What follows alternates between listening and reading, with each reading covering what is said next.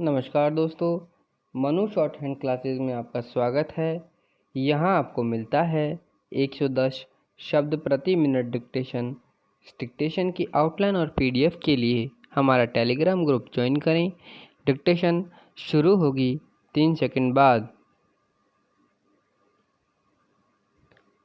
सभापति महोदय, जो रिपोर्ट मद्य निषेध के संबंध में सदन के सामने प्रस्तुत हुई है, मैं उसके संबंध में अपने विचार रखने जा रहा हूँ। इस रिपोर्ट के 2 भाग हैं। इन दोनों भागों में बहुत सी बातों का वर्णन किया गया है। बहुत सारी विवेचना इस रिपोर्ट के अंदर है। मैं इसके विस्तार में जाना नहीं चाहता हूँ, लेकिन कुछ ठोस और विशेष बातें आपके सामने रखना चाहता हूँ।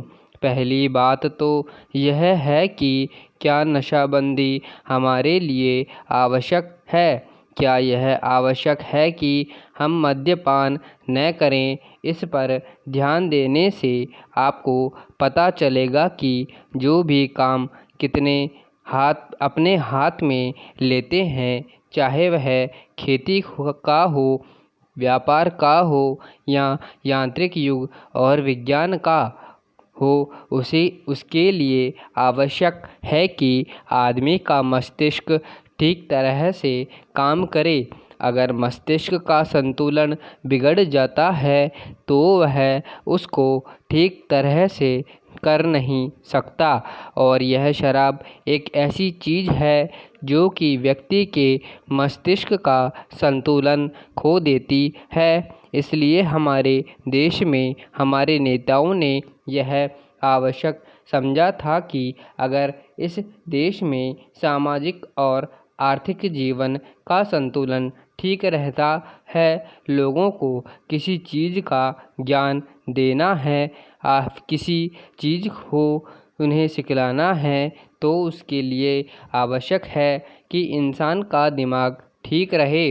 और इसीलिए नशाबंदी का होना बहुत आवश्यक है। प्रचार स्वतंत्रता के पहले और बाद में भी किया गया। यदि हम धार्मिक ग्रंथों को देखें, हिंदू धर्म के वेद तथा शास्त्रों को देखें, ईसाइयों की बाइबिल को देखें या मुसलमानों की पवित्र कुरान को देखें, तो किसी ग्रंथ में भी इस प्रकार की विचारधारा नहीं है कि आदमी शराब पिए। हर स्थान पर इसका खंडन किया गया है। सभी महापुरुषों ने, चाहे वे लोकमान्य तिलक हों या महात्मा गांधी जी हों, जो कि इस देश के सामाजिक और राष्ट्रीय जीवन के लिए अग्रसर थे, उन्होंने भी इस बात का खंडन किया है और कहा है कि नशा इंसान के लिए कोई अच्छी चीज़ नहीं है और इसका उपयोग नहीं करना चाहिए। मैं आपके द्वारा इस सदन का ध्यान दिलाऊंगा कि शराबबंदी को जहाँ जहाँ भी ढील दी गई है, वहाँ पर देखने से पता चलता है कि हालत कितनी खराब हुई है। सभापति महोदय, शराब पीने से शारीरिक हानि और आर्थिक हानि तो होती ही है, साथ ही साथ सामाजिक जीवन में भी बहुत बुरी सिद्ध होती है। जहां नशाबंदी खुल गई है, मुझे पता है कि महाराष्ट्र और आंध्र प्रदेश के कुछ ऐसे हिस्से हैं जहाँ शराबबंदी लागू नहीं है, वहाँ दिन दिन अपराध बढ़ते जा रहे हैं। मान्यवर, इस अनुदान पर जब हम विचार कर रहे हैं तो हमारे सामने 3 परिस्थितियां हैं।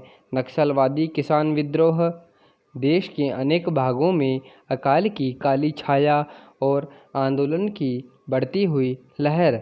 मैं निश्चित रूप से कह सकता हूँ कि सरकार की अब तक की खाद्य नीति और कृषि नीति असफल सिद्ध हुई है। इसका मूल कारण क्या रहा? कारण केवल एक रहा है कि क्रांतिकारी भूमि सुधार अब तक 55 वर्ष के अंदर भी नहीं किए जा सके, जबकि स्वतंत्रता प्राप्ति के 5 वर्ष में वे कर दिए जाने चाहिए थे। इसलिए हम क्षेत्र में अब तक असफल सिद्ध हुए हैं। राष्ट्रीय स्वतंत्रता और संग्राम के ज़माने में सबसे आकर्षक नारा हिंदुस्तान के करोड़ों मानवों को, किसानों को दिया गया था, यानी ज़मीन उनको दी जाए जिनके हाथ ज़मीन जोतते हैं। लेकिन वह राष्ट्रीय आदर्श आज तक भी चरितार्थ नहीं किया जा सका है।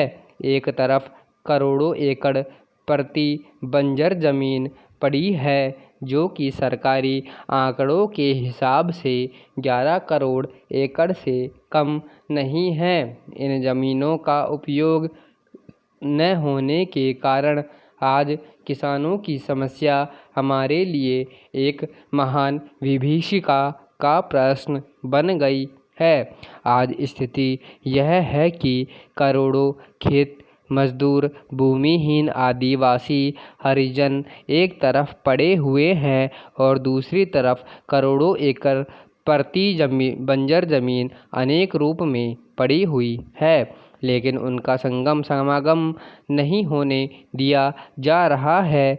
इसलिए आज बेकारी में भी इतनी वृद्धि हुई है। हम यह नहीं कहते कि प्रति बंजर ज़मीन को भूमिहीनों में बांटने और भूमि सुधार के क्रांतिकारी कानून के सारी बेकारी दूर हो जाएगी, लेकिन इसमें संदेह नहीं है कि इससे बेकारी की गिनती में बहुत बड़ी कमी होगी।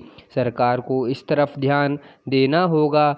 राष्ट्रीय सुरक्षा के बाद जो हमारे देश की सबसे बड़ी समस्या है, किसान समस्या, इन्हीं कारणों से उनका समाधान आज तक नहीं हो सकता है। यह कलंक है। हमें हर संभव रूप में किसान की सहायता करनी चाहिए।